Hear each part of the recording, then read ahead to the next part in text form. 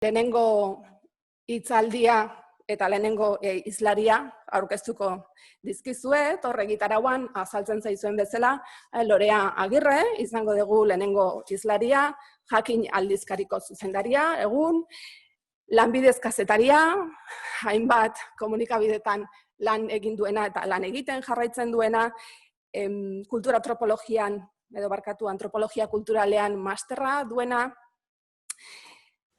eta zer gehiago esan dezaket, bere ikerketa arloetan hizkuntza eta komunitateen arteko harremana landu du batez ere.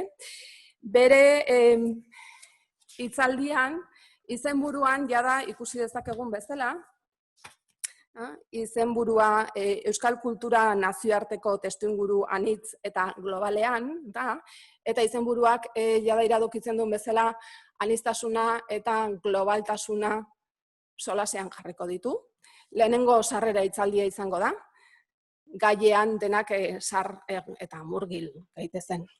Eta nik esango nuke luzatu gabe, hasi gaitezkela Loreari entzuten. Mila esker. Hemen etortzeagatik, ona etortzeagatik, eta online ere presente egoteagatik munduko hainbeste leku ezberdinetatik.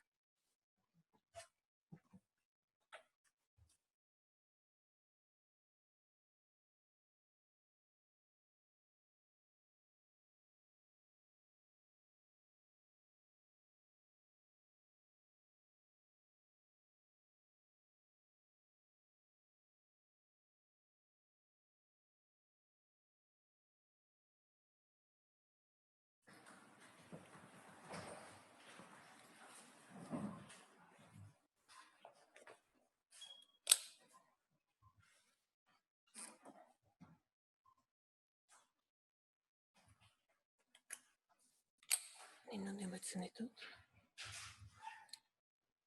Mugitzeko nola egiten dut, diapoak? Honekin inbarrakat, ezin da pantailatik bertatik egin.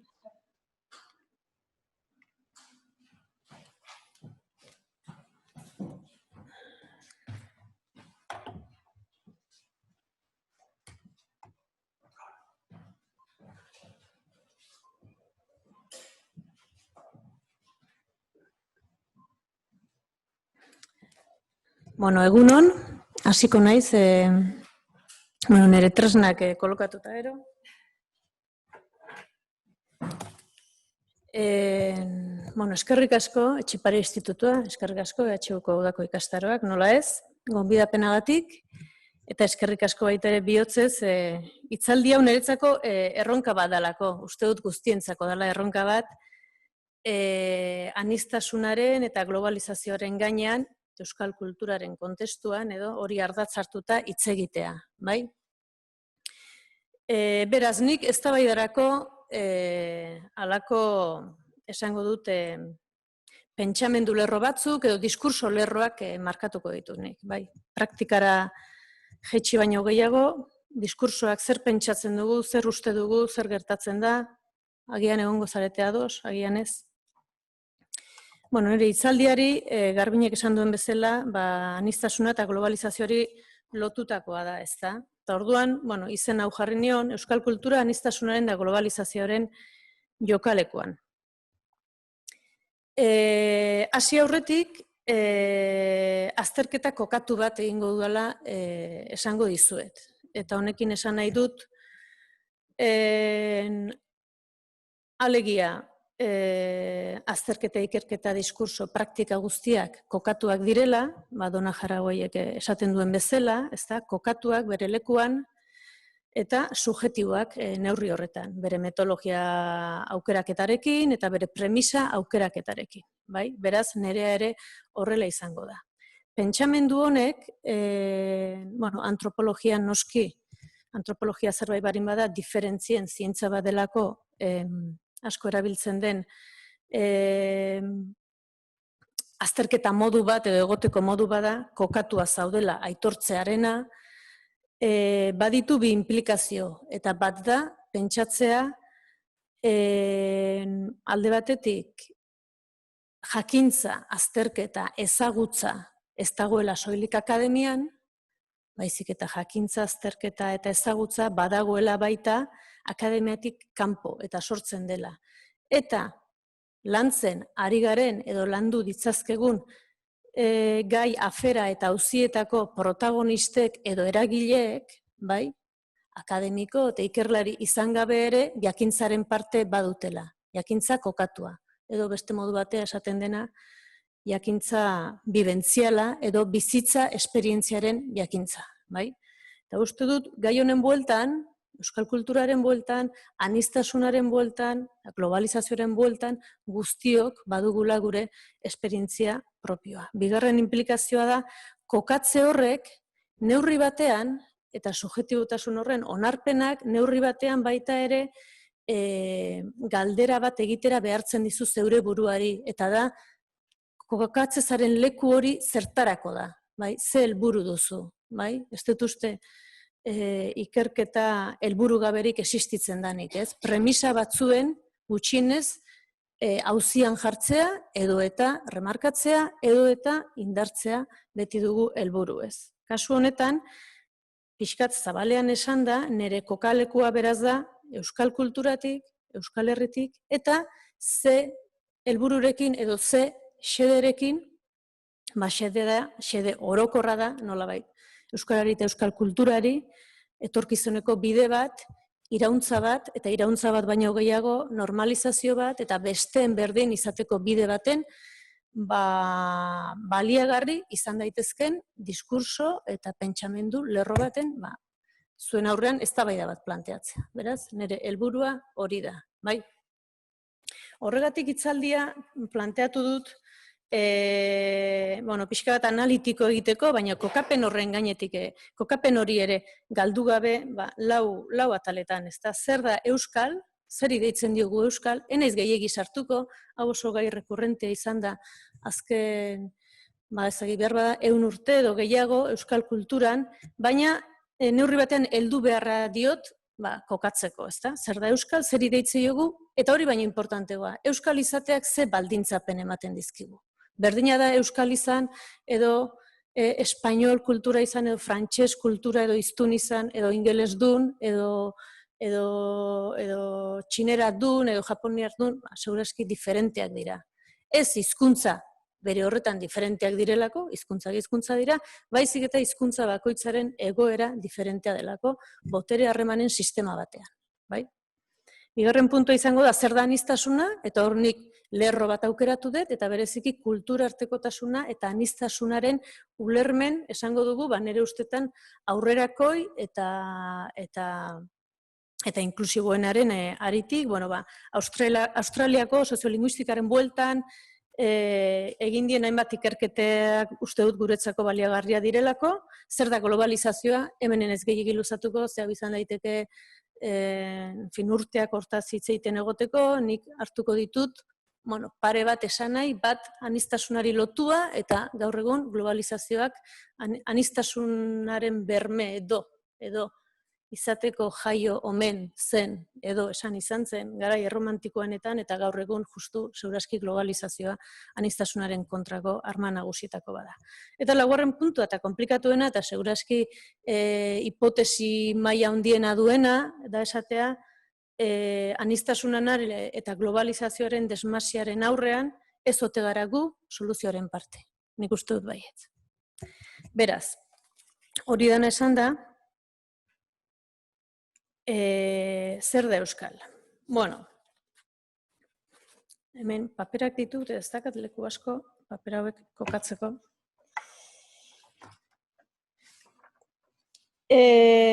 Parentisitxo bat egiten utziko didazue. Kokapena esan dut eta azterketa kokatua edo nun gauden, ezinbesteko iritzezat edo niri bentsat oso zaila egitezat hitzaldi hau egitea egungo normalidade berria aipatu gabe, sentitu gabe, bizi gabe edo maskara hobe gabe, uste dute hori esan behar dela eta horren eraginpean gaudela eta baita gai hauek ere momentu honetan horren eraginpean daudela, ez? Eta bizi izan dugun martxotik honako egoera honek eta bizi izan dugun konfinamentuak, nik uste dut hain justu izan dela globalizazio mundu total eta totalitario baten bizipen personala etxean, gero etxeko sukaldean bizi izan dugula, alde horretatik oso uste dut esperientzia homogeneizantea eta uniformatzaile izan dela, eta zentzu horretan esango nuke aniztasunak hasi ukatu egin dela, mundu mailan edo bizikeran edo dano geratu delako paralizatuak, eta bigarrenik guzti honen sorreran edo, virusaren sorreran edo, nolabait, badagoelako daramagun edo aukeratu dugun edo etorri zaigun mundu martxa, gero eta muturrekoago bat, neoliberalismoaren ondorioak dira, ustiak eta merkatuaren da diruaren zerbitzura jarria, eta hain zuzen, zientzilari, biologo eta ekologoek diotenez, pixka bat detailea, ez da, edo anekdota, virusaren anekdota gertatzen dela, hain zuzen, aniztasun natural ekologikoaren galeraren ondorio dela. Beraz, azken 4 hilabeteak ez dira izan aniztasunaren aldeko oso garai onak, ez da. Beste aniztasun galera handi bat izan da gurean bizi izan duguna, euskararena berarena, ez da. Nolabait larrialdi egoera horretan, hizkuntza sakrifikatu da. Hizkuntza elebakartasunera jo da, ez da, monolinguismora edo jo da, zergatik eta, larrialdi garaietan edo, larrialdiak ez direnetan ere, badirudi beti araua, ordena eta antolamentua eta garapena monolinguismoak dakarrela eta ez aniztasunak. Eta uste hori ere ikusi dugula eta esango nuke Euskal erakundeek ere horrela razonatu dutela neurri handi batean. Zergatik ez euskeraz eta ikusi ditugu halako erantzun batzuk esaten ezin dugu ezer nasgarria sortu. Araua bakarra da, beraz hizkuntza bakarrean. Beraz, euskeraz egitea nasgarria da, jendea konfundituko litzake, jendea kutsatuko litzake, jendea hilko litzake, horrelako egin dezakegu horrelako, nolabait geure buruan nun kokatzen dan hori ez, eta guztiok esatea bai, egia da, egin dezagun hizkuntza bakarrean, da izan dadila hizkuntza hegemonikoa, ez da. Orduan, aniztasuna egunero jokatzen dugu, eta azkeneko pandemia honetan, izan da, hola pixka bat, igual, errealitate baino handi bat, ez da. Zer da Euskal horrekin, hasita esan dut nire kokapena dela nolabait euskal kulturari eta euskarari biziberritzeko bide baten indar egitea edo ekarpen bat egitea. Orduan, zentzu horretan ezinbesteko da euskal kultura, kasu honetan, eta beste ikertu ditzazkegun objeto guztiak ezinbesteko da konparatiba baten aztertzea. Alegia, ezin dugu hitz egin zer dan euskal kulturaz, esan gabe zer dan erdal kultura edo zer diren erdal kulturak. Bereziki, kontaktuak daudenetan kontutan hartu gabe. Ezinezkoa da. Zergatik, gutxienez 3 hizkuntza, euskara, frantses, ingelesaren, gutxienez. 3 horien arteko botere harremanean, garatzen, ez garatzen, atzeratzen, aurreratzen, konsideratzen, prestigiatzen, baztertzen den errealitate bat sortzen delako, eskubide eta privilegiona, bai? Gizarteko beste hainbat eremutan gertatzen den bezala. Esango nuke, generoaren gaiarekin gertatzen den bezala, ez da?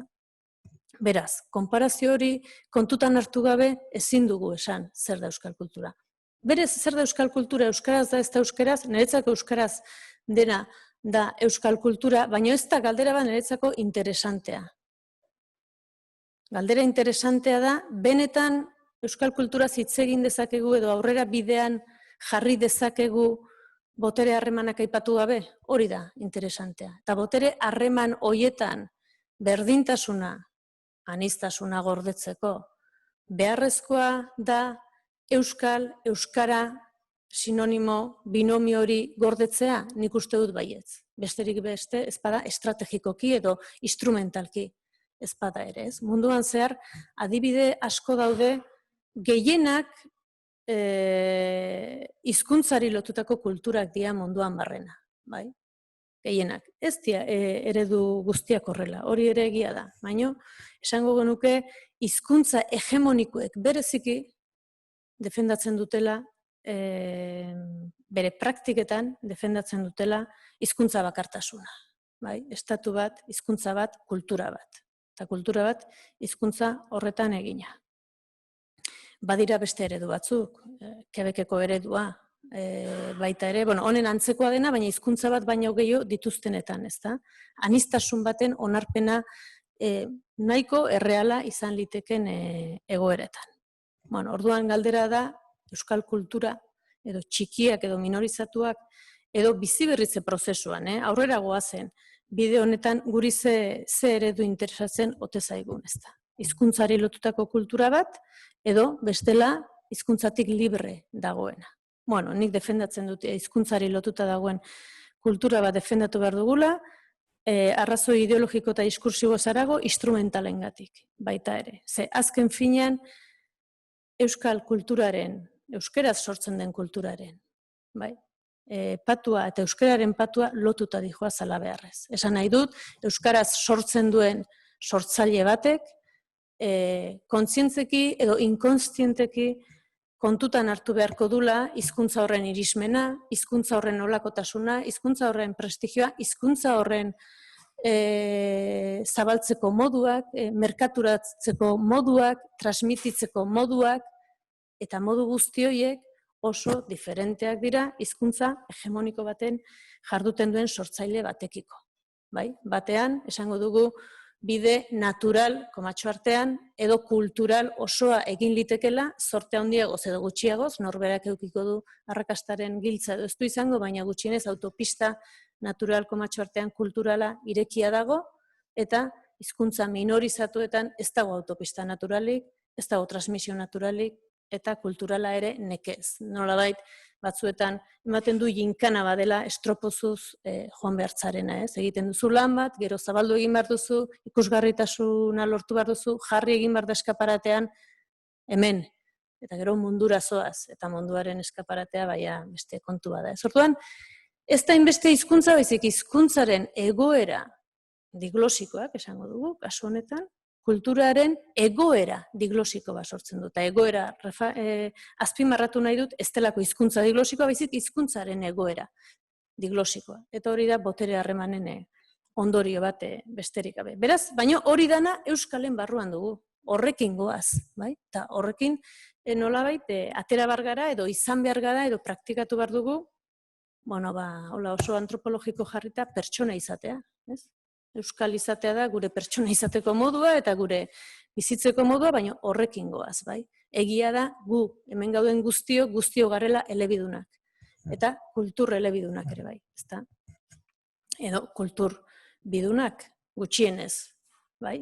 Eta hori ere ezin dugu ahaztu, ze horrek nolabait badu bere interferentzia ere sortzen du. Alegia gu individualki eta kolektiboki, aldi berean hegemonian gauden, linguistikoki eta kulturalki hegemonian egon gaitezken edo gauden sujetua garela, eta beste alde batetik gu, norbera, bere gorputzean da bere praktikan, eta kolektiboan edo komunitatean izan daitekela eta dela sujetu minorizatu bat. Hiztun eta kultur denean. Beraz, guk bizi dugu, esango dugu, paradoxa hau, edo bikoiztasun hau, ezta? Bikoiztasun hauek, hau beste hitzaldi balitzateke hori aztertzea nola funtzionatzen duen, baina leku hori, leku misto horretan egotearen kontzientzia, nik uste dut oso kontzientzia interesgarria izan daitekela, hizkuntza kulturen, komunitateen eta jendeen arteko harreman justuago eta bizigarriagoak lortzeko. Hor, egotea, bi terrenoetan egote horrek, nik uste dut ematen digula baliabide bat gauzak, behar bada, modu zabalago eta aspiratu eta hegemoniko tarte horretan jarduteko, ezta? Beraz, baldintzapen guzti horiek aipatu ditudanak, minorizazioak edo diglosioak, horiek kulturara eta hizkuntzara datoz. Baina hizkuntza eta kultura ez dira gauza abstraktuak, ez daude airean, ez? Batzuetan horrela ematen du, ez? Euskara hor dago edo euskal kultura hor dago, ez? Hori gu gara, bai? Eta guk hizkuntza hori edo kultura hori praktikatu, konsumitu, egon, bizi, bai? Zendugunean, hizkuntza eta kultura horrek ditun tasun horiek, nolabait, geure ganatzen ditugu. Nik badakit, euskal hiztun bezala, modu batean hitz egiten dudala, baina ez bakarrik zer esaten dudan, baizik eta nire gorpuzkera eta nire gauza asko izan litezke. Ahostonua, gauzak esateko modua, erabiltzeko, gauzak esplikatzeko, erabiltzeko erreferentziak, eta espainolez jarduten dudanean, diferentea dela, bai? Bereziki, euskeraz ari naizenean, ez hemen bezala, lagun artean, baizik egoera soziolinguistikoki kontrako batean. Ez? Beraz, esan nahi dut, hizkuntza gu garela, kultura gu garela. Eta gure baitan, horrek eraikitzen gaitula eta guk eraikitzen ditugula. Ez dira, kanpoko gauzak, ez, aparteko gauzak. Atal honekin igual, pixka bate kokapen horri edo euskal horri lotzeko, irakurriko dizuet Jose Azurmendi filosofoaren aipu bat, bai? Berak nola ulertzen duen euskararen garrantzia kulturan zentzu zabalean hartuta kultura, ez da. Eta, irakurtzen dizuzen niretzako oso interesgarria da, hor nolabait esaten helburua aipatzen duelako, ez? Gero, helburuarekin egon gaitezke ados, edo ez? Baina, helburuak beti denok ditugu, ez da. Baita neutralena ageridan horrek ere bai, ez da. Orduan, Jose Azurmendik badu aipamen poli bat, eta honela dio, hizkuntzaren hautua substantziala da gure kasuan, substantziala da. Ez da esentziala, ez da jaso dugulako, bagatu zelako, edo gure ez dakin nork, oindala 1000 urte egite zutelako, ez. Orain eta hemen substantziala da. Baldin eta euskaldun izaten segin nahi badugu. Ez badugu segin nahi, hori posible da, autu hori, ez da. Baina substantziala da gure kasuan. Herri bat gauza askok egiten du. Herri bat edo komunitate bat, bai? Lanak, historiak, musikak, tradizioek, klimak, lurrak, ekonomiak, gauza askok. Erakundeek, bai? Baina batez ere hizkuntzak esaten du. Hizkuntzak egiten duela baino gehiago, herri bat bere hizkuntza dela esaten da. Hau, Azurmendiren tradizioan oso txertatutako ideia da, ez da. Izan ere, hizkuntza ez dago lurraldea, tradizioa edo ekonomiaren maila berean, faktore bat gehiago beste batzuen artean. Bai? Alderantziz, beste faktore guztiak hizkuntzaren barruan dute bere lekua. Hizkuntzaren barruan dira eraginkorrak herria egiten. Hain zuzen, gure arazo gaitzena da, gure lana eta borroka, politika, ekonomia, informazio trukea, kultura, ez direla gure hizkuntzaren barruan gertatzen nagusiki. Herri bat barrutik puskatua gara, gure identitatea puskatua dago, horregatik euskaren autua ez da hizkuntza bat ala bestearen autu soila, jende baten eta herri baten autua da. Edo, hobeto esan, herrigintza autua, herri desegin bat berregitekoa. Bai? Orduan, esaten du, faktore guzti horietan nolabait horre metafora bat erabiltzen zuen, uste dute Jose berak esaten zuena nolabait euskara izango litzatekela ura, eta uretan dabiltza beste guztiak. Eta ur horrek edo egiten du herria egiten du.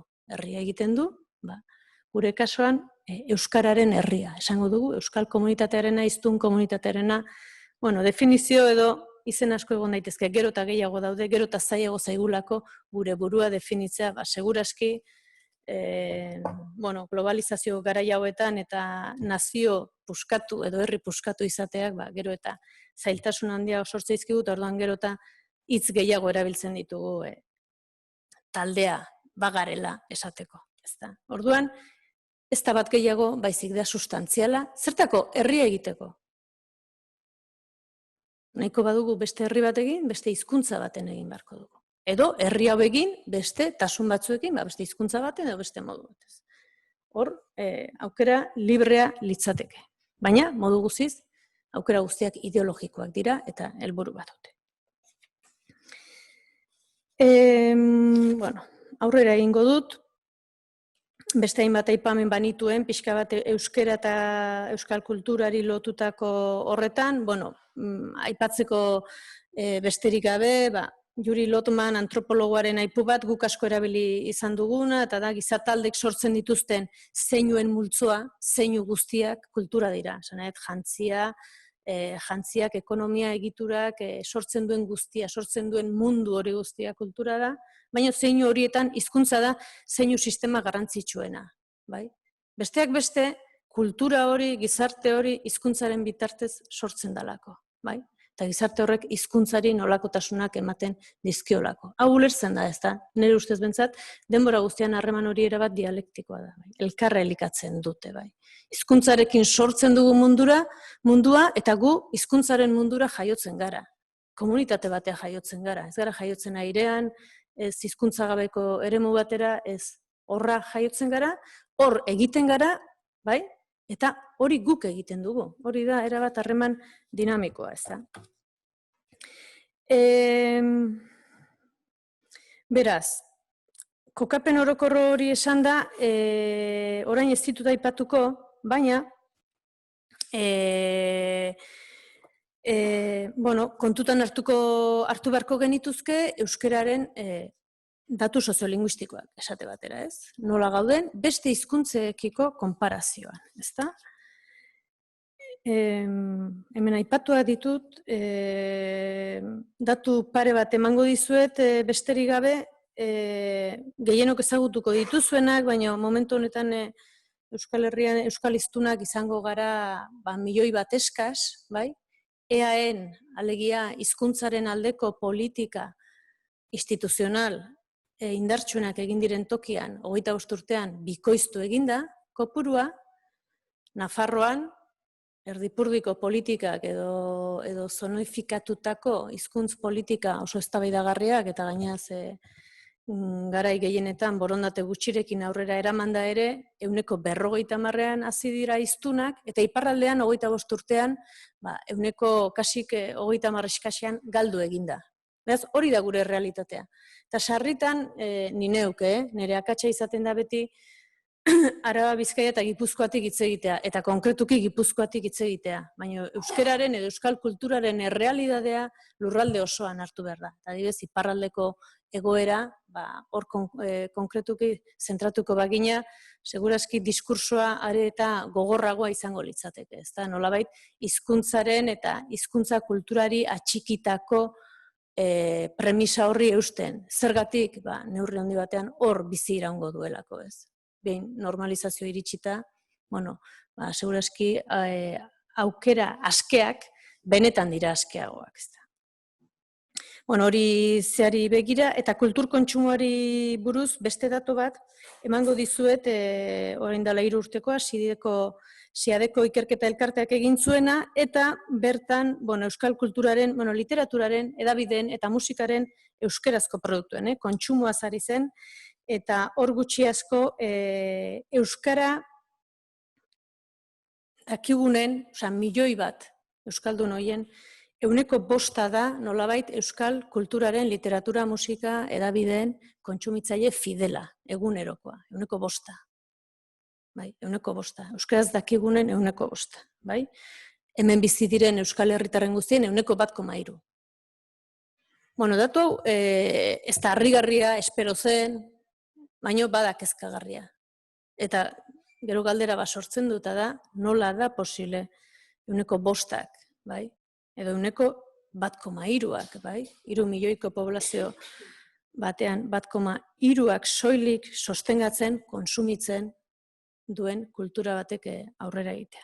Hor bere esplikazioak baditu, gero denbora emango badigu, aniztasunaren teorizazioan igual zerbaitek lagundu izaguke hori ulertzen. Beraz, egoera hori da. Esan nahi du, beraz, euskal hori dela. Garai batean esate zen, antropologia klasikoak esate zuen, hizkuntza bakoitzak mundu ikuskera badu. Eta orduan, eta berea, eta partikularra, eta bere nolabait, bere munduaren hipotesi autoreferentzialak eta autoaskiak egiten ditu, eta orduan, hizkuntza bat galtzen zanean mundu ikuskera bat galtzezela. Gaur hori baino askoz gehiago nahastuagoak gaude, denok, bereziki mendebaldean, beste leku batzuetan ez dakit. Eta esan gure pentsamendua izan litekela, ez dakit, Berlinen bizidan baten edo New Yorken bizidan baten oso antzeko hainbat gauzetan, ez? Zentzu horretan, bizikerak eta asko berdindu edo uniformazioetu dira, eta munduaren pentsamendua ere bai, ideologiak eta guzti hori.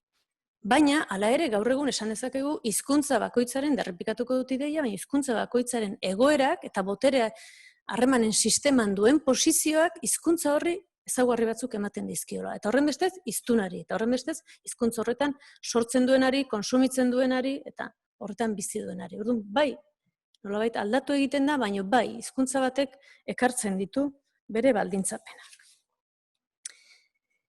Eta euskararen gainean, esandako horiek, alegia hizkuntza diglosiko eta kultura diglosiko, egoera diglosiko. Egoera diglosikoan dagoen errealitate batean jartzen gaitu. Eta gainaz, beste apunte bat ulertzeko, botere harreman horretan, ez da existitzen espazio muturik, ez da existitzen hizkuntza gabeko espaziorik, normalean, gizabanakok hizkuntza bat edo beste hitz egiten dugu aldi berean, egon daitezke hizkuntza nasketak eta piginak eta holakoak gero eta gehiago ere badira, baina bat hitz egiten dugu edo beste bat hitz egiten dugu, bati egiten diogu leku edo besteari egiten diogu, hor nolabait ezin dautatu, eta taldetasunetan, itzulpen zerbitzuak eta beste. Baina mututasuna dagoen espaziorik ez dago, funtziorik ez dago, lekurik ez dago, pertsonarik ez dago, komunitaterik ez dago. Beti ari gara hizketan, eta beti ari gara hizkuntza bat hautatzen. Eta hautaketa hori, hizkuntzen egoera eta kulturen egoera botere harremanetan ulertzen badugu, esan beharrean gaude hautaketa hori ez dela librea. Alde batetik, zuk hautatzen duzu dakizun horren arabera, bi hizkuntza barin badakizkizu, bi aukera dituzu, 3 barin badakizkizu, 3 aukera dituzu, bakarra barin badakazu, ez dakazu askatasunik. Askotan, esaten digutelako ez, elebakarren askatasun aukeratzeko, askatasun gutxi, bakarra dakizu. Orduan, askatasunik ez dago, aniztasuna ez dago ontokian.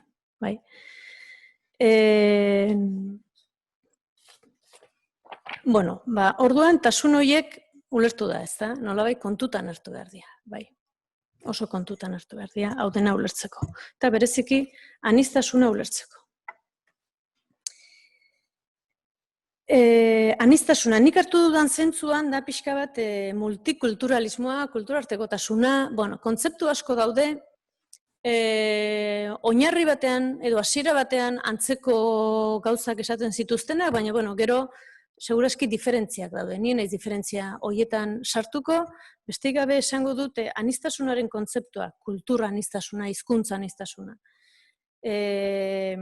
Eta multikulturalismoa edo deitu izan denaren horren sorrera, azken finean horrere intentzio bat eta arrazoi badago, eta ikerke eta nolabait posizionamentu ideologiko bat. Eta da, azken finean, hizkuntzen eta kulturen asimilazioaren kontrako diskurso berri bat sortzea. Hori da, nolabait aniztasunaren diskursoak gutxi asko 60ko hamarkadan edo abiatzen duena, ez da? Kontuan izan behar dugu, ordura arte, eta antropologiak neurri handi batean, nolabait kulturaren hainbat definizio handia historian zehar, baina badago bat, esango dugu aniztasunaren aurreko garaikoa, eta gaur egun ere oraindik operatzen duena, eta indar betez dagoena, naiz eta batzutan mutatu eta mozorrotu eta iruditu ez dagoela indarrean. Eta hori da, Edward Taylor antropologo ezagunak, Erresuma Batukoak, egin zuen ekarpena bere momentuan interesgarria, aurko begiradatik hobe ezpalu egin, ez da? Baina berak zer esaten du? Bere garaiko semea da, ez da zer esaten du? Esaten du lehenengo aldiz, kulturen arteko, kulturek elkarren artean konparatuz neurtu behar direla. Eta orduan berak konparaketa neurgailu bat jartzen du. Eta jartzen ditu bi estremo. Kultura basatiak eta kultura zibilizatuak. Hau denok dakigu edo denok entzun dugu inoiz, ezta? Eta tartean, badira, sujeto batzuk nolabait hor badago, transito bat, badago praktika bat, basati izatetik zibilizaziora eramaten zaituena, noski kultura zibilizatua berea zen, gurea zen, europarra zen. Gurea ez, gu europar espainol garen heinean edo europar frantses garen heinean. Euskaldun garen heinean, kultura basaren kasilan egotea tokatzen zaigu, ez da. Diferentzia, kasu honetan, esan behar da, kultur diferentziei ez diela garrantzirik ematen. Ulertzen da, ez daka kapazidaderik ulertzeko diferentziak badirela kulturen artean, bai? Baizik eta bat dagoela absolutua eta horren araberakoak direla guztiak. Eta balio duten diferentzia bakarrak direla onak, hegemonikoak markatzen dituenak. Bai? Ondoren dator multikulturalismoa nolabait politika honi erantzunez. Bueno, horre, autore asko daude, nik bat askotan baliatu izan dudana, Ingrid Piller, australiarra, soziolinguista, feminista, interesgarria. Eta esaten du, bueno, gaur egun oraindik ere kulturen hierarkia hori indarrean dagoela erabat. Nik uste gero barruan dagoela eta funtzionamentuan dagoela. Esan gure seme-alaban eramango nuke Oxfordeko unibertsitatea edo Wolofez emate duten unibertsitate batera, segurazki Oxfordera eramango genuke. Ez? Horrek esan nahi du pentsatzen dugula bat basa eta bestea zibilizatu dela? Bueno, igual pentsatzen dugu. Ez txarrez eta zedanogia oso toleranteak eta aniztasunaren maitale, baina berba da, sakonean hori pentsatzen dugu. Edo gure praktikak bentsat hori indartzen dute ez da. Orduan, sortzen da aniztasunaren idea. Nolabait, diferentziak importantea dira, esaten duen pentsamendu bat, diferentziak importantea dira, eta kultura bakoitza bere ezaugarri horietan onartu behar da, eta importantena dana helburua asimilazioa ebitatu behar da. Alegia, desagerpena eta aniztasunaren kontrako zen jarrera. Bueno, zer da aniztasun horretan, edo teoria horietan, zorutan bizi gara? Terdik arte dauket. Ez eta laurden? Wow.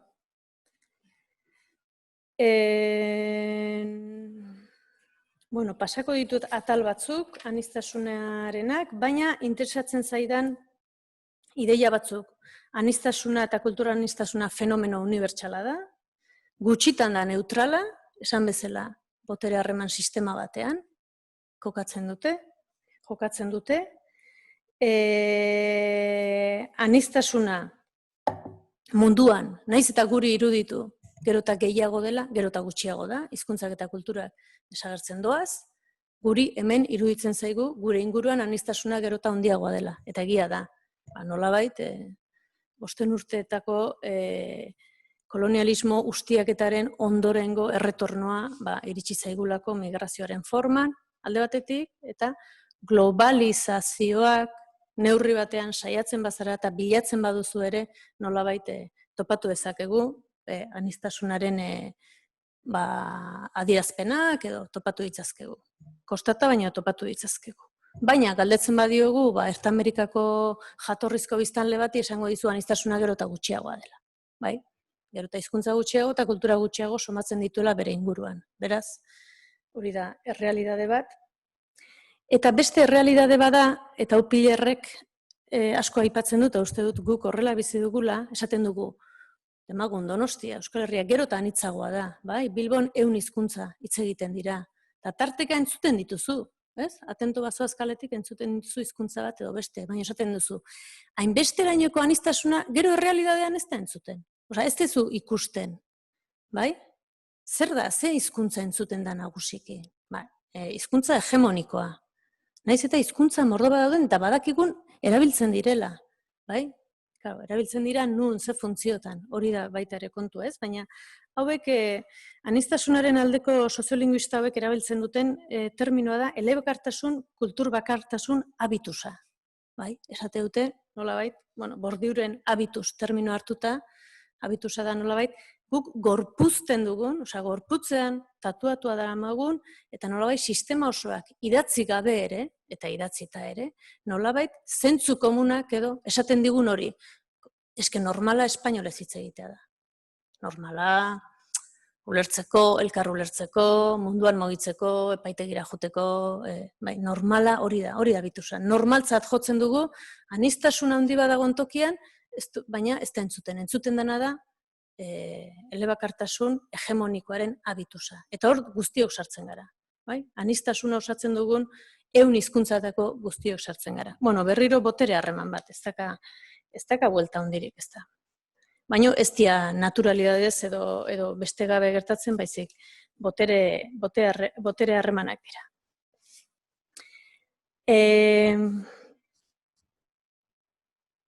Bueno, guzti honek sortzen duen elementu bat da segregazioa, bai?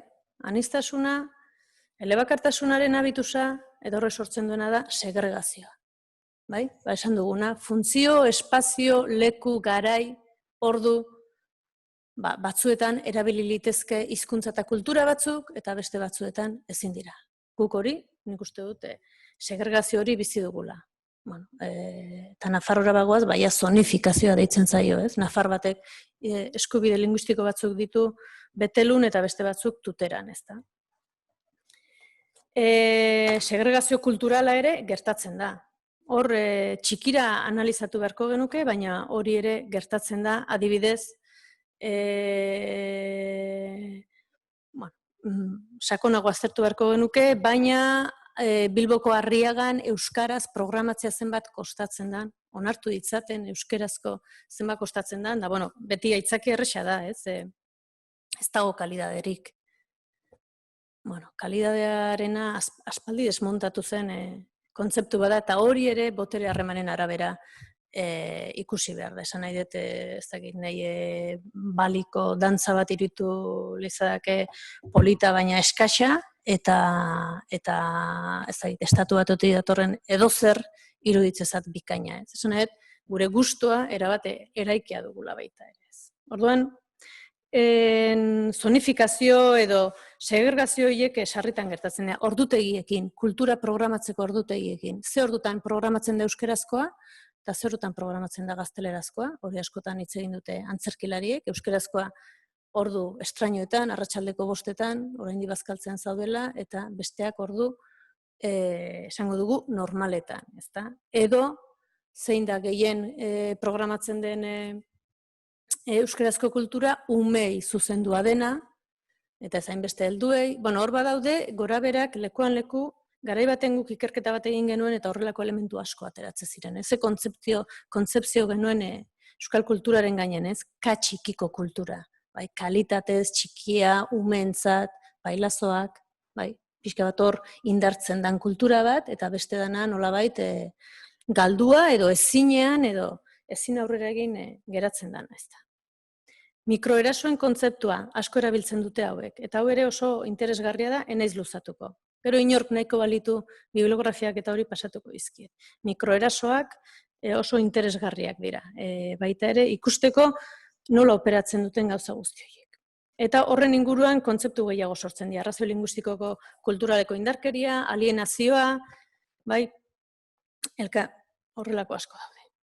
Bueno, hemen importantena da, eta hau lerro batez esango dut, baina aniztasuna eta justizia soziala erabat lotuta doazen bi kontzeptu direla. Ezin dela aniztasuna zitzein, berriro airean, abstraktuan, eta onberatasunez, eta denok anitza gara, eta denok nahi dugu denok bakoitza izan dadin diferente, herria, kulturak, hizkuntzak, bizikerak, justizia sozialarekin lotu behar da nahi eta nahi ez. Eta Pilerrek hain zuzen, guk asko erabiltzen dugun beste autore bat, Nancy Fraser erabiltzen du, alegia justizia sozialaren 3 dimentsioak. Ikusteko aniztasun hori benetan nola ukatzen dan, eta ze eremutan da, interesgarria da bat, birbanaketa ekonomikoa nola egiten da, ze hizkuntza kulturara iristen da dirua zeintzutara ez, kultur ezagutza edo errekonozimentua, zeini emate zaio prestigioa, zeini ez, zein aipatzen da, zein ez, bai? Eta ordezkaritza eta parteatze politikoa egin liteke hizkuntza horretan edo ez. Bai? Balio dizu, zure eskubide hiritarrak praktikan jartzeko hizkuntza hori, edo hizkuntza aldatu behar duzu, edo itzultzaile bat eskatu behar duzu, edo ez duzu parte hartzen. Bai? Zenbateraino marginatzen zaitu aniztasunaren praktikak. Hori importantea da ikustea, hemen beste kontzeptu batzuk interesgarriak baita ere, baina denboraz larri nabilelako, zer da globalizazioa? Hau labur egingo dut, ezta? Globalizazioa, ez da batean sortzen, globalizazioak badu, alegia noiz hasten da mundua txikitzen, edo noiz dakigu beste kontinente batzuk existitzen direla, nolabait kolonek munduari edo eman zion bira hartatik, nolabait hor, esango dugu munduaren ikuskera berri bat sortzen dela. Bada beste jende bat, bada beste lur bat, bai? Baina, bidaia hori nolabait egitera eraman zuen ideologia neurri handi batean diseinatua zegoen, eta zen ideologia bat ustiaketara, edo ustiaketaren helburuz, edo aberastasun bila dijoan ideologia bat, pentsamendu bada. Pentsamendu hau, Europan eta garaiko Espainiar kulturan, eta gaur egungoan ere bai, ziurrenik indarrean zegoen pentsamendu bada. Sarritan esaten da, hizkuntz eta kultura aniztasuna hasi zela, edo maila brutal batean hasi eta praktikatu zela, Ertamerika, Amerika, bertako jatorrizko herrien kontra, eta bertako hizkuntzen kontra. Baina, badakigu gaur egun, eta ikerketa dekolonialek eta asko erakutsi digute horretaz, kolon abiatu aurretik, Nebrija, zeina zen orduko Espainiako errege katolikoen esango dugu ideologo nagusiak, idatzia utziazun nolabait elebakartasunaren da kulturbakartasunaren onura, eta noski espainolarenak, ez? Eta nola, espainolez hitz egiten ez zuten hoien guztien konbertsioa egin behartzela. Eta esplizitoki esaten du Europa barrukoak, Europako herri ezaida. Gutaz, gallegoak, katalanak, oksitanoak, Europa herri txikiz josita dago. Ematen du hori ez, baina normalena da, normalena ez, baina asko hizkuntza minorizatu duen hiztuna gara Europan. Hau normalidade bada Europan, baina nolabait ideologia bat etortzen da eta esaten du hori. Hori danak espainolera ekarri bardia. Gure lurraldetan daudenak eta beste danak berdin ez da. Orduan hori han aplikatu aurretik hemen aplikatu zen, ezta? Orduan, globalizazioa esango dugu imperialismo horren beste urrats bada, bai? Baina egia da nolabait globalizazioa eta nolabait indartzen danean sare sozialen da internetaren bitartez mundua erabat hiperkonektatua geratzen danean, entzuten dela ideia onbera bat esaten globalizazioa izango da aniztasuna salbatuko duen tresna. Bai, zergatik, zedenok elkar ezagutuko dugu, autopista handi bat irikiko dugu, plaza bat edonor sartuko da, hizkuntza guztiak entzungo dira, kultura guztiak, mundu ikuskera guztiak, bai? Eta nolabait, bermea izango da, aniztasun horrek, behingoz izango gara, oso ideia postmodernoetan, baina, ez? Munduko biztanle eta denok berdin, eta bakoitza beretik eta diferentzien babeserako eremu aske bat izango da. Hori hasiera. Hori berelaxe erori izan, ez? Hori asmo hon bazan, baina berelaxe erori izan, zer azken finean globalizazioa justu kontrakoa da esango dugu, kapitalismoaren azken fase neoliberalaren, gero eta neoliberalago eta gero eta muturrekoagoaren sistema ekonomiko, baina sozial planetario bat. Baita ere, subjetibotasunak nolakoa garen, eta zer sentitzen dugun, zer desio dugun, eraikitzen gaituen sistema baten azken zera da. Eta zer gertatu da sistema horretan, hizkuntza eta kulturai dagokienez, kasik elebakartasunaren paradiso bat bihurtu dela. Konkretuki ingelesarena. Ez bakarrik, baina ingelesarena gure kontestuan, ezta? Eta dagoeneko ingelesaren globalizazioaren soziolinguistika ikerketa eremua existitzen da. Eta ingelesaren injustiziaren kontzeptua ere existitzen da. Eta jatorrizko ingelesdun, nei hizkuntz zerga bat, language tax bat jartzaren proposamena ere existitzen da. Zanet, hor badago pentsamendu oso bat. Zergatik injustizia sortzen duen hizkuntza badelako ingelesa.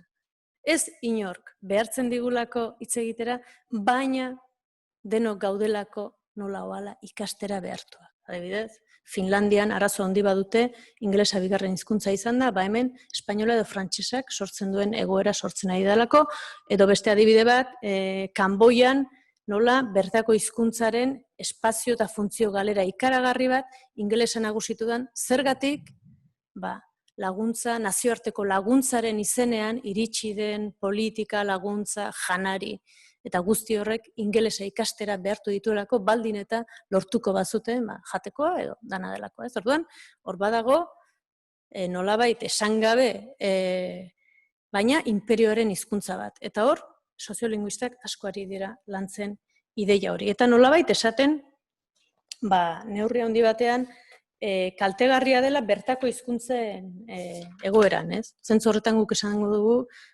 kasi globalizazio bikoitza bizi dugula, zentzu horretan, ez da? Hizkuntza hegemoniko bi oso bere auto-irudian oso pretenziosoak eta oso goi-mailako ustea dutenak, eta ero gainaz, globalizazioan ingelesa.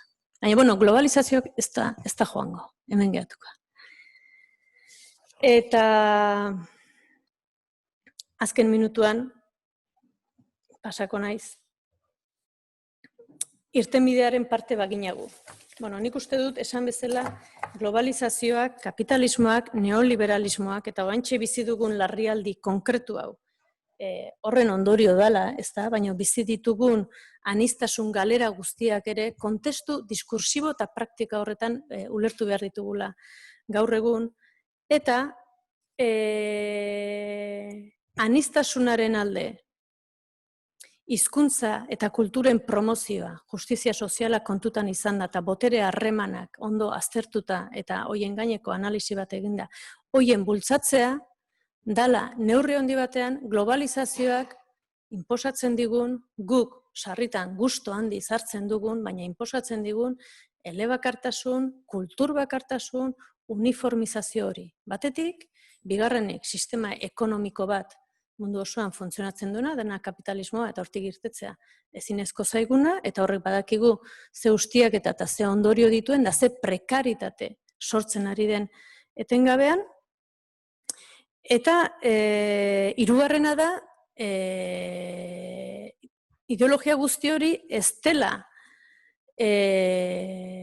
esango dugu sistema ekonomiko bat edo sistema sozial bat, baizik eta subjetibazio sistema bada. Gu gara kapitalismoa, bai? Gu gara.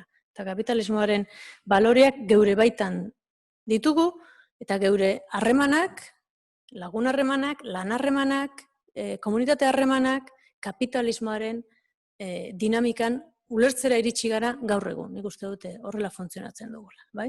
Gorputzen ustiak eta ekonomikoa, eta bueno, hor aldatu da. Zer daukagu guk, edo zer du aniztasuna mantentzen duten hizkuntza eta kultu guzti horiek? Horiek dute, nolabait esango dugu, mundu totalitario horretan taldetasunak sortzeko, identitateak sortzeko, babesak sortzeko, eta nolabait uniformizazioaren kontra egiteko galga bat suposatzen dute.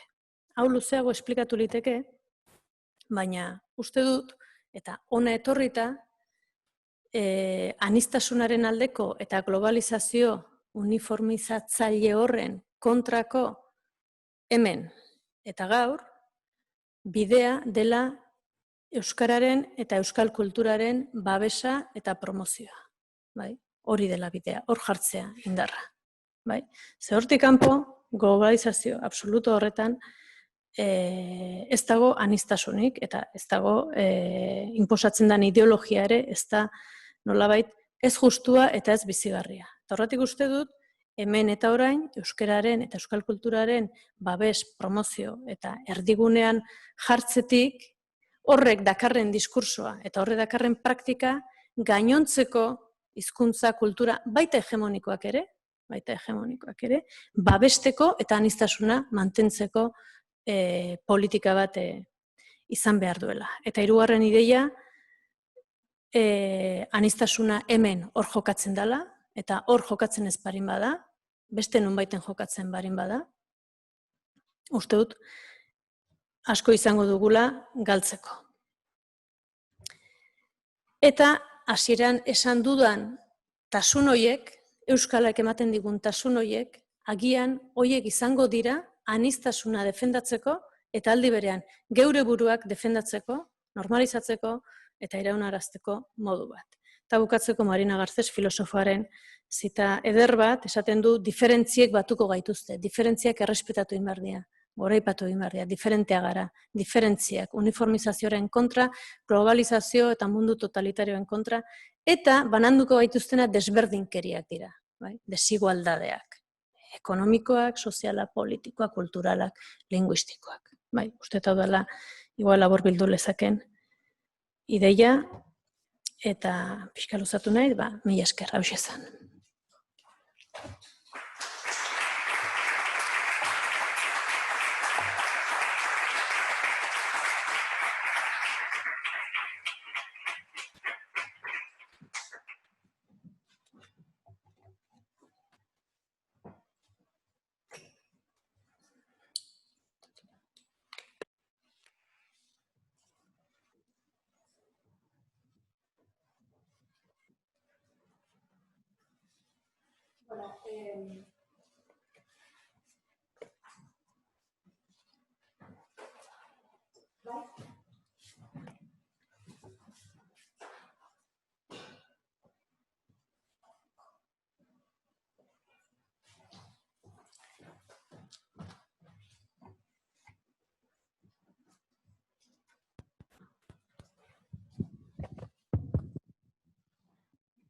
Bai, bueno, mila esker Lorea sarrera sakon eta anitz honengatik. Bueno, hasieran esan dugun bezala, galderan tartea hasiko dugu, edo iruzkinena, ekarpenena, bai hemen aretoan dauzkagune galderen tartea, eta baitare online zuzenean galderak ongi etorriak izango dira. Hasteko agian nik ingo dizut lehenengo galdera, egia esan azken aipua, azken esaldiak utzi nau hiltzatuta, ez? Diferentzia eta desberdinkeriaren, edo desberdinkeriaren arteko desberdintasunen. Baina bidean, izan da beste idea bat baitare asko gustatu zaitena, eta izan hasiera aldean edo aipatu duzu leku mistoan edo leku mistoaren egoeran egotearen kontzientzia hori oso baliagarria zaigula, ez? Oso baliabide interesgarria. Ondo ulertu baldin badet. Zertarako erabili dezakegu baliabide hau? Pentsatzen ari naiz euskara eta euskal kulturaren irakaskuntzan ari danarentzat, nazioartean, hemen bertan, edo pertsona bezala ere.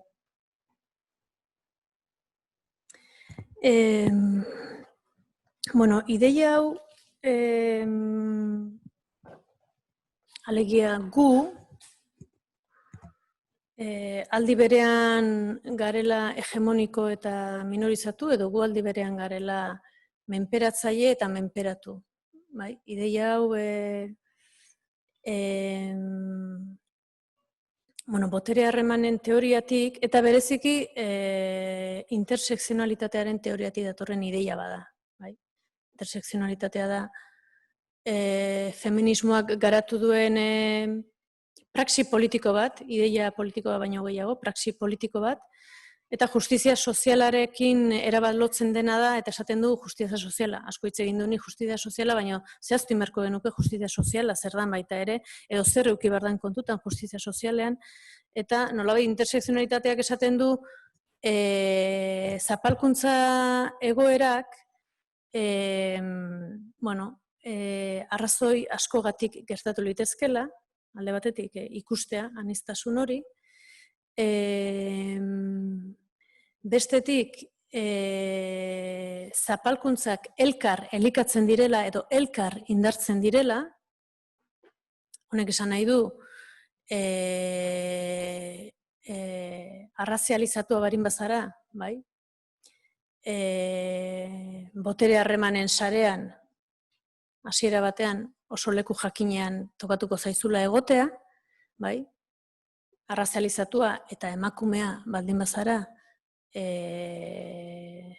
oraindik baztertuago egongo zarela, eta arrazializatua, emakumea eta pobrea bazara baztertuago. Eta gainaz, hiru horiek ez direla, kasualidadea, Beltza da, emakumea da, eta gainez pobrea da. Ze suerte txarra, eukidun. Ez, lotuta dijoaz. Beltza delako, emakumea delako, da pobrea. Bai?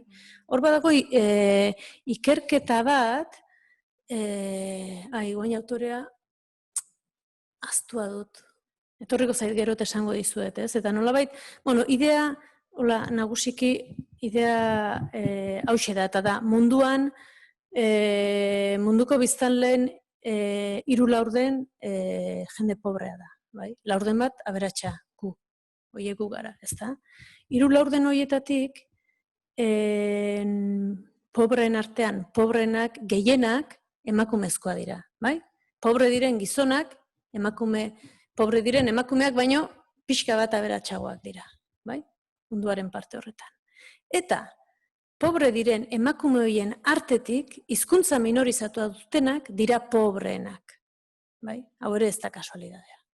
Ulertzen da, hegemonikoa dutenak aberatsagoa dira, pixka bat aberatsagoa dira. Beraz, menperakuntzak elkar elikatzen dute, nolabait? Menperakuntza maila gero eta handiagoa da. Kontrara ere gertatzen da, privilegiak ere elkar elikatzen dira, bai? Zuria, gizona, bai? Aberatsa, hiruko hori logika bat du, ez da? Eta gero eta zuriago, gero eta aberatsago izateko aukera gehiago, bai? Eta gizona izan da, gehiago. Esan nahi dut, lotura horiek ez dira kasualidadek, ez da loteria bat baizik eta botere sistemak zehatzen ditu. Orduan, intersekzionalidadeak hori esaten du. Esaten du orduan, kontutan hartu behar dela menperakuntza sistema guztiak, ze harreman dagoen horien artean, eta hortik aliantzak sortuz, etorriko dela nolabait berdintasunaren bidea. Horrek esan nahi du?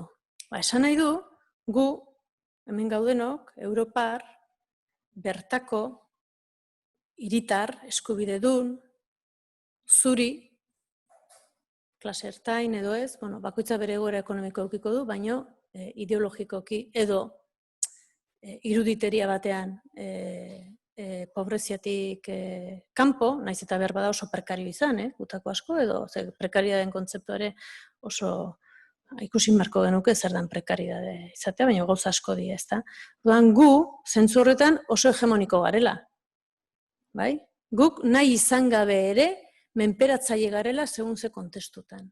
Alegia, ni juten banaiz Keniara, izango naiz munduko pertsona atsegin, ezkertiar, antirrazistena, baina ni zuria naiz. Eta orduan nik nire gorputzean tatuatua eta gorpuztua daramat sistema oso bat. Naiz eta uko egin, naiz eta kontra egin, naiz eta pentsatu beste zerbait. Baina han ikusten hauenak, eta ni ara iritsi naiz, zuria naizelako, zuria izan da, dirua dudalako, abegi bat hartzeko, eta jarrera batekin, pentsamendu batekin, laguntzera behar bada, baina oso hegemoniatik. Orduan hori, asko landu behar dugun gauza bada, norbea bere buruan, eta hori generoarekin eta beste gauza askorekin gertatzen da, gizon bat izan liteke berdintasunaren aldekoa, baina bere presentzia gizon bada. Esan etorun, landu beharra daukezu, ze gertatzen den zure presentzia hutsez, zure borondate gabe ere, zer sortzen dezun kontestu horretan. Orduan, deno garela aldi berean menperatu eta menperatzaile. Eta guri, hizkuntzen auzian edo, hori gertatzen zaigu. Aldi berean gera bestea, diferentzia, minorizatua, apartekoa, exotikoa, euskalduna, aldi berean gera hegemonikoa. Zuria europarra, espainolduna eta papelduna. Orduan, sortzen digu bi munduetan aldi berean egotearen kontzientzia edo sor lizaguke.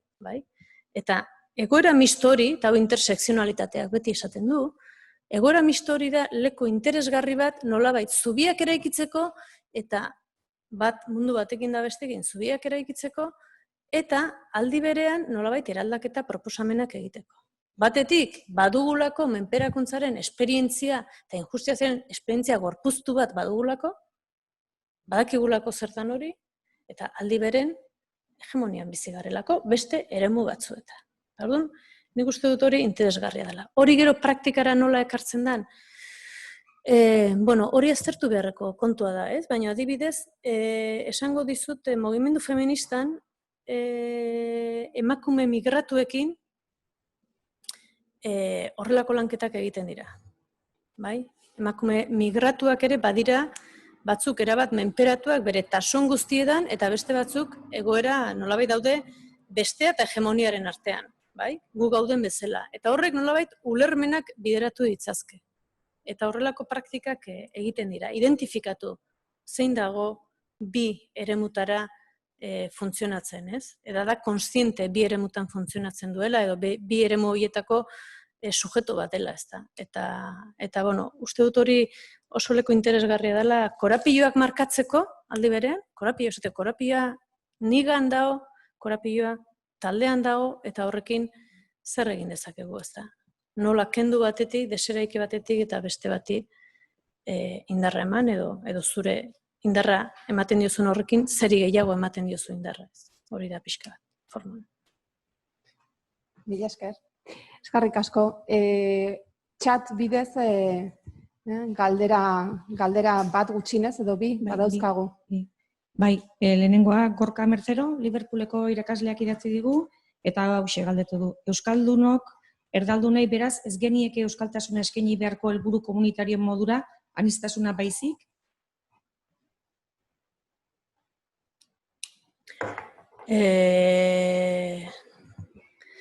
Aniztasuna gordetzea, nik ez dut sinisten tribu itxietan, ez zait hori ulertu didan. Ez dut sinisten tribu itxietan, gutxiago gurean. Nik uste dut guk euskararen normalizazioa etorriko dela, elebakar hegemoniko hoiek euskarara etorriko badira. Karriko baditugu, bueno, urteak damakizkigu, ekartzen, eta batzuk etortzen dira, beste batzuk ez. Asko etorri dira, Esan behar dut lehen eman ditudan datu soziolinguistikoen igoera hori, 100%koa EAen 25 urtean, da 150%koa Nafarroan, ez dela familia transmisioa, ez da jatorrizko, etxetik jaso edo gurasoen transmisioaren ondorio, baizik eta euskaldun berritudan jendearen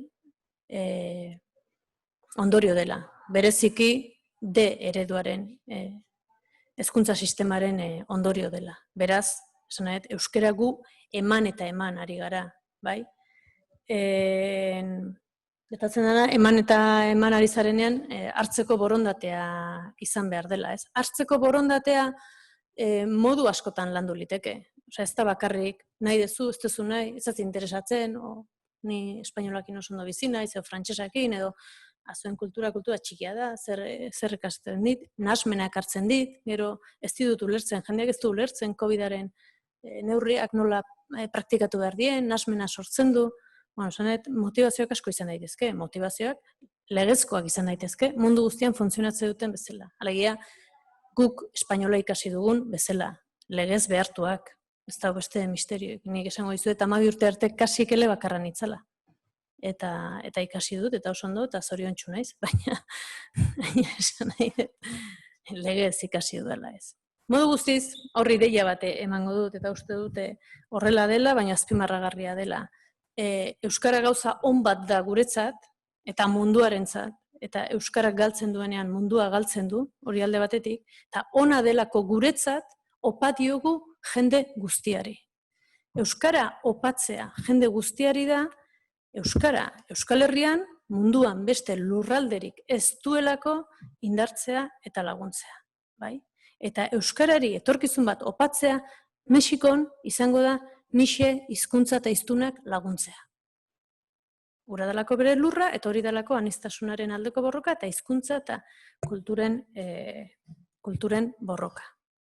Orduan, erdaldun elebakarrei, nola legez ezin ditugun, komatxo artean behartu, maitasunez batzuk etortzen dira, baina beste batzuk ez, hori da borroka bat, geure burua geuk indartu, geuretzako baliagarri zaigun hizkuntza eta kultura benetan baloratu, prestigiatu, sinetsi, eta hori eman. Hori eman. Opari bat ematen ari gara, Ez da ezer txarra, kontrakoa. Baina, badago sarritan sensazioa kontrakoa ez. Hau oso debate interesgarria da eta importantea da. Ze ideologien txoke bat uste dute gertatzen dela.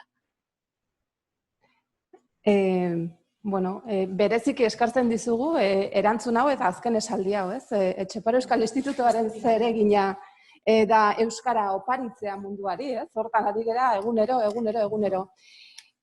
Ez dakit aretoan beste galderaren bat edo animatzen zeaten egitera, bai, badan atzean galdera bat eta gero online bidez sartu dan beste bat. Sartuko dugu.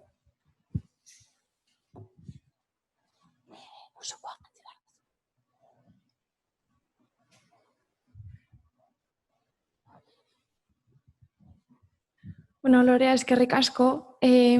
Justo trikua esnatu da irakurtzen nabil eta hortik aipatzen da emakumeen literatura gizonezkoek egindako literaturaren erreakzio modura hasi zala, ez? Eta nik atera nuen ondorioa itzen ez izan zen, emakumeen literatura botere harreman horiengatik baldintzatua dagoela eta beraz, emakumeen literatura hori garatu egin behar dela, beren esientzia propioa garatzeko eta erreakzio edo inpulsioko kaleku horretatik urruntzeko, ez?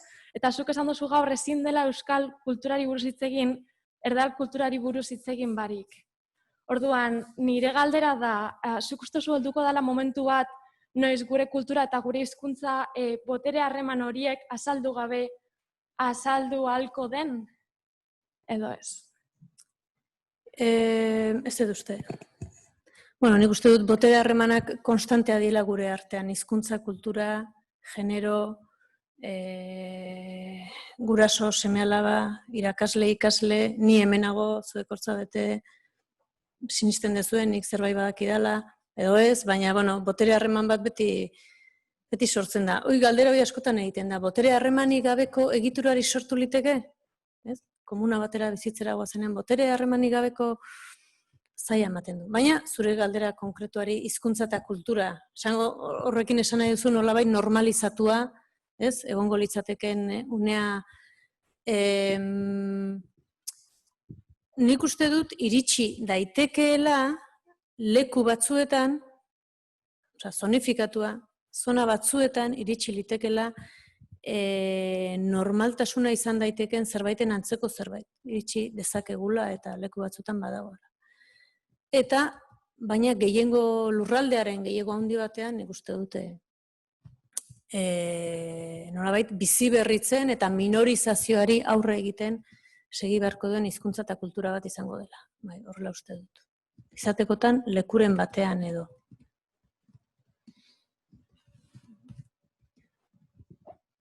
Bueno, guretzat oso pozgarria da lehenengo saiotik horrelako galdera anitzak eta beste galdera izatea.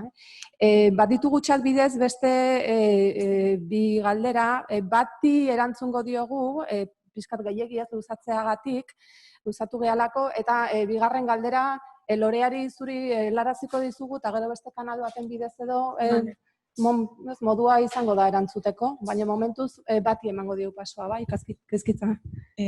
Bai, saioa Otxandorenak honela dio, mila esker Lorea, nola definitu liteke hizkuntza komunitatea, espazio anitzak eta botere harremanak daudela kontuan hartuz? Hizkuntz komunitatea? Bai, hizkuntz komunitatea.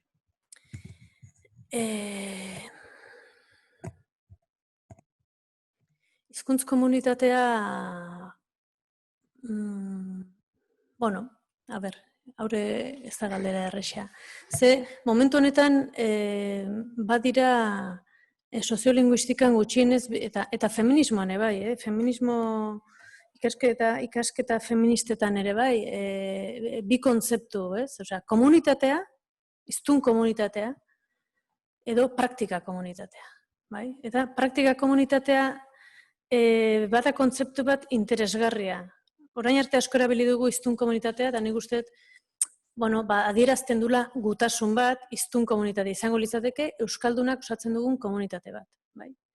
Claro, komunitate horretan zer dagoen ere ikusi egin behar da. Ze komunitate horretan dago euskaraz jakin, baina beste hizkuntza baten bizidan jende asko. Jende asko, ez dakit proportzioa. Ez dakit inoiz datu hori atera da, baina jakin nahiko nuke. Euskaldun izan, baina bizitza espainolez edo frantsesez egiten duena 80%, demago. Orduan, hiztun komunitateko kide da, euskalduna dan heinean, baina behar bada, alde batetik ez du praktikatzen, Ez du erabiltzen, eta ez dio ardura, ez da ere, euskararen patuak, edo nola garatuko den, edo ez. Aldiz, badago jende bat, euskalduna ez dena, euskara ez duena, baina, igual, hizkuntzaren patuaz kezka handia duena. Eta bera ez, baina bere seme-alabak edo bere bilobak euskararen mundura ekarri dituena. Orduan, komunitateko kide izatearen definizioa hori oso ondo begiratu behar dugu, eta segurazki berritu eta ikusi. Zerk balio digu? Praktika komunitateak nik uste asko balio digula. Zergatik balio digu? Hori delako praktikatzen den komunitate bat. Egiten ari den, euskaraz ari den. Euskaraz edo beste, izan daiteke beste eozin ere mutara aplikatzen dena. De hecho, hau, esango nuke pedagogiati datorren kontzeptua dela. Baina, da, praktikatzen den leku bat. Hau da, praktika komunitate bat. Hemen gauden guztiok hiztun komunitateko kidegea? Bai. Gero, hiztun komunitate horretan ze praktika dugu edo ze baldin eta helburua barin badugu, hiztun komunitate hori indartzea, sendotzea eta gero eta zabalagoa izatea eta funtzio asko egitea hizkuntza horretan. Baina, hori, norberaren esku edo, egoeraren esku edo baita ere politiken eta noski estatu gabeko nazio baten baldintzapenen esku geratzen da. Baina praktikak, nolabait ideia hori du, praktikatzen dugun komunitate bat gara. Eta egiten dugun einean, egiten gara. Hori da euskararen patua, eta mila zearen patua. Baina gu, hau Apodakak esaten duen oso ideia poli bada, Eduardo Apodaka esaten duen ideia polita bada, eta euskaldun izatea da, zu sujetu bihurtzen zara, euskal sujetu bihurtzen zara, zure burua objetutzat hartzen duzunean. Kontziente zarenean, euskara eginez euskaldun zarela. Euskaldun egiten zarela. Ulertzen da ideia hau? Pixka komplikatua da, baina ona da. Praktikaren ideia, orduan importantea da. Hor badakizulako, praktika badagoelako. Galetu ezakegu. Baina ze motivazioarekin dago praktika hori? Helburua da euskara zehatzea? Igual guztiena ez, baina praktika dago. Eta praktikak nolabait zehatzen du. Norbaitek agian egiten du, guztiek egite dutelako, eta ideologikoki edo diskursiboki beste toki batean egon. Baina praktika komunitatearen kontzeptuan ikuste dute oso interesgarria zen eta galdera aztu dut. Zein ora jo nahi zen? Zintzen galdera? Nola definitu liteke hizkuntza komunitateak, espazio anitzak eta botere harremanak daudela kontuan hartu? Nik uste berdefinizio konstantean egon bar garela, hiztun komunitatea izan bar dela definizioz, alegia euskaldunok garenon izan bar dela zabala, helburu bat izan behar dula, eta helburua dela zerk balio digu normalizazioan aurrera egiteko, eta botere harremanak eta guzti horiek hiztun komunitateetan ere noski ematen dira, eta baita ere hiztun komunitate bezala beste hizkuntza komunitateetan. Kontutan edukita geu hiztun komunitate bateko eta praktika komunitate bateko baino gehiagoko kide garela. Eta uste dut hori, gaur egun mundu mailan segurazki fenomeno planetarioa da, baina horrek eragiten digu eta eskatzen digu gure jokabidea, kontzientea, ohartzea eta injustiziez gu geuk praktikatzen dituguna geure buruekin da bestekin oso kontziente izateaz, adibidez, kulturaren eta hizkuntzaren planoa.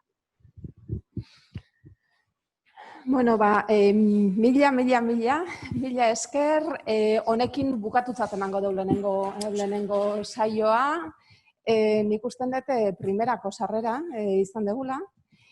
Eta aurrera jarraituko dugu, nik uste txalo bat berriz ere merezi dula, ez da?